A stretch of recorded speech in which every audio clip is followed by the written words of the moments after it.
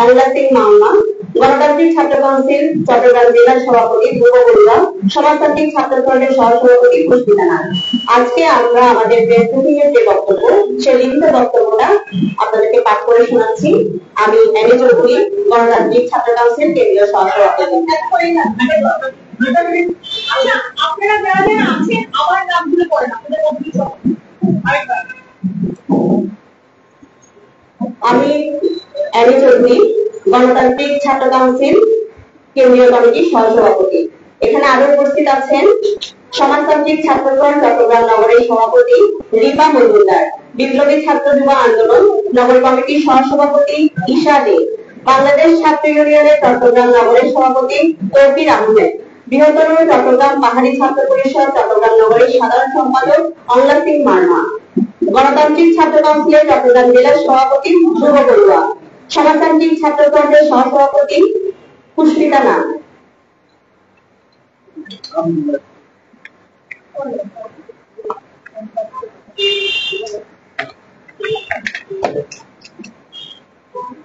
আমি লিখিত বক্তব্যটা পাঠ করছি। সম্মানিত সাংবাদিক বৃন্দ, আপনাদের সবাইকে আন্তরিক শুভেচ্ছা ও অভিনন্দন। সময় করে এখানে উপস্থিত হওয়ার জন্য আমরা কৃতজ্ঞ। গত কয়েকদিনে আমাদের দেশের গণতন্ত্র, বিচার ব্যবস্থা এবং মুক্তিযুদ্ধের চেতনার উপর একের পর এক আঘাত এসেছে, যা কেবল উদ্বেগজনক নয় বরং গভীরভাবে লজ্জাজনক। চিহ্নিত যুদ্ধাপরাধী এটিএম আজহারকে ত্রুটিপূর্ণ বিচারিক প্রক্রিয়ায় বেকসুর খালাস দেওয়ার প্রতিবাদে গণতান্ত্রিক ছাত্রজোট রাজশাহী বিশ্ববিদ্যালয় শাখার আয়োজিত শান্তিপূর্ণ মিছিলে গত 27 মে ছাত্র শিবির দফায় দফায় হামলা চালায়। এতে কয়েকজন গুরুতর আহত হয়। পরের দিন মৃত্যুদণ্ডপ্রাপ্ত আসামি এটিএম আজহারকে নির্দোষ ঘোষণা এবং রাজশাহী বিশ্ববিদ্যালয়ে গণতান্ত্রিক ছাত্রজোটের মিছিলে হামলার প্রতিবাদে চট্টগ্রামে গতকাল 28 মে বিকেলে চট্টগ্রাম প্রেস ক্লাবের সামনে আমরা একই দাবিতে একটি শান্তিপূর্ণ প্রতিবাদ সমাবেশ আয়োজন করি।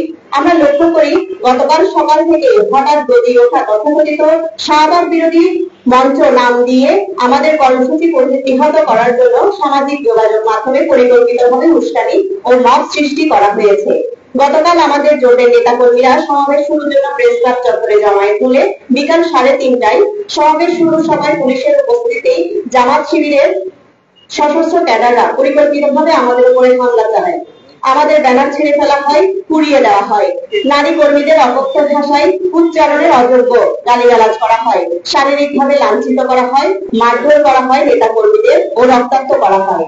আহত হন অন্তত 15 জন, যাদের মধ্যে 3 জন গুরুতরভাবে আহত হন এবং চট্টগ্রাম মেডিকেলে ভর্তি করা হয়। গুরুতর আহত হয়েছেন সমাজতান্ত্রিক ছাত্র ফ্রন্ট চট্টগ্রাম নগর শাখার সভাপতি রিপা মজুমদার, গণতান্ত্রিক ছাত্র কাউন্সিল চট্টগ্রাম জেলা শাখার সাধারণ সম্পাদক শ্রীকান্ত বিশ্বাস, গণতান্ত্রিক ছাত্র কাউন্সিল চট্টগ্রাম জেলার অর্থ সম্পাদক সুদীপ্ত গুহ।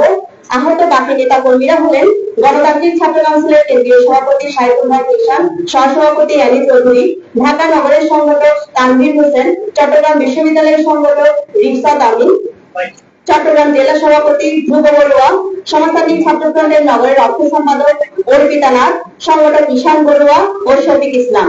হামলাকারীরা হলেন আবরার হোসেন রিয়াদ, প্রকাশনা বিষয়ক সম্পাদক ইসলামী ছাত্র শিবির, আকাশ চৌধুরী, জামাত নেতা তৌফিক আস্তা সহ প্রমুখ। যে কায়দায় গতকাল নারী ব্যক্তিদের উপরে হামলা করা হয়েছে, আহত নারী কর্মীদের হাসপাতালে নেওয়ার সময় দফায় দফায় ঘুষি, লাঠি ও অশ্রাব্য ভাষায় গালিগালাজ ও প্রাণনাশের হুমকি দেওয়া হয়েছে, তার প্রতি ঘৃণা জানানোর আমাদের কোনো ভাষা নেই। ইতিমধ্যে গণমাধ্যম ও সামাজিক মাধ্যমে পুরো দেশবাসী তা প্রত্যক্ষ করেছে। হামলার সময় তারা আমাদের নেতা কর্মীদের উদ্দেশ্যে ফ্যাসিবাদের দোষর, আওয়ামী লীগের দোষর, শাহবাগী বলে স্লোগান দেয়। অথচ গতকাল গুরুতর আহত রিপা মজুমদার ছিলেন জুলাই গণঅভ্যুত্থানে চট্টগ্রামের সমন্বয়ক।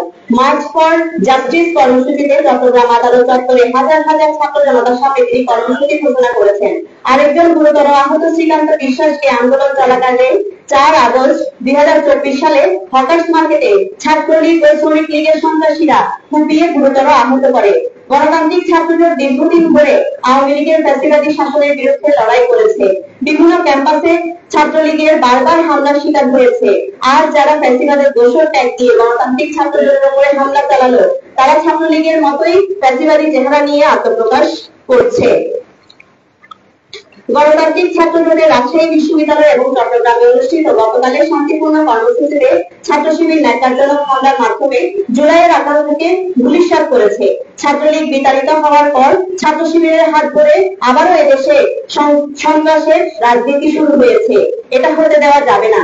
সন্ত্রাসের রাজনীতির বিরুদ্ধে সারা দেশের ছাত্র জনতাকে ঐক্যবদ্ধ থাকতে হবে। আমরা আরো বলতে চাই, এটিএম আজহারের বিচার প্রক্রিয়াটি রাজনৈতিকভাবে প্রভাবিত। এর মাধ্যমে আদালতের নিরপেক্ষতা প্রশ্নবিদ্ধ হয়েছে।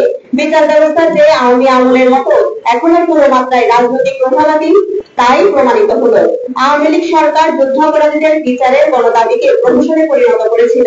এটি নিজের ক্ষমতা টিকে থাকার হাতিয়ার বানিয়ে ত্রুটিপূর্ণ বিচার করেছিল।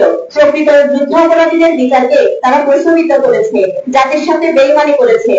আওয়ামী লীগ আমলে ঘোষিত আজহারের মৃত্যুদণ্ডের রায়ের বিচার প্রক্রিয়া নিয়ে প্রশ্ন থাকলে নতুন করে শুনানি করা যেত, অথচ তা না করে দ্বিতীয় শুনানি রায়ে তাকে নির্দোষ ঘোষণা করা হলো। শুধু তাই নয়, আন্তর্জাতিক অপরাধ ট্রাইব্যুনালে শুরু থেকে প্রায় বেশিরভাগ মামলার আসামি পক্ষের আইনজীবী হিসেবে নিয়োজিত থাকা গাজী এম.এইচ. তামিমকে বর্তমান প্রসিকিউটর হিসেবে নিয়োগ দিয়েছে এই সরকার। একই সাথে বর্তমান চিফ প্রসিকিউটর তাজুল ইসলাম ছিলেন জামায়াতে ইসলামী নেতাদেরই আইনজীবী। এভাবে কনফ্লিক্ট অফ ইন্টারেস্টকে জিইয়ে রেখে বিচার প্রক্রিয়াকে প্রশ্নবিদ্ধ করা হয়েছে। মুক্তিযুদ্ধকে আওয়ামী লীগ যেভাবে দলীয় স্বার্থে ব্যবহার করেছে তাকে প্রতিরোধ করেছিল জুলাই অভ্যুত্থান। এই অভ্যুত্থান গণতন্ত্র, ন্যায় বিচার এবং স্বাধীন বিচার ব্যবস্থার আকাঙ্ক্ষা সৃষ্টি করেছিল।